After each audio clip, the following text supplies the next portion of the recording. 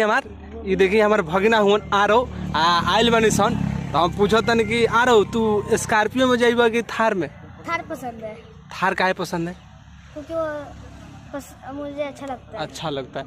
अब भाई हमार देख सकता नहीं एगो पहले हमनी के एगो जमाना रहे कम से के शंकु गाड़ी मिलो ओमे बैठ के चल जाए सन।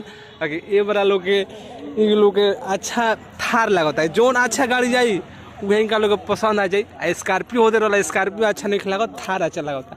आ उ दिन याद आता हमनी के कि जब हमनी के बचपन रहे आ कोई शादी ब्याह में जाए सन तो कोनो गाड़ी मिल जाओ ओमे हमसे के बैठ के आराम से चल जाए सन।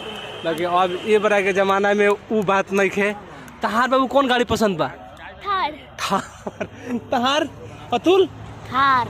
थार देख सकता नहीं हमने के कोनो टैक्सी फैक्सी मिल जाओ ओई में हम तक चल जाते नहीं सन। तो रउआ सबके वो दिन याद आता कि ना कि रउआ सब कौन कौन गाड़ी पे बैठल बने?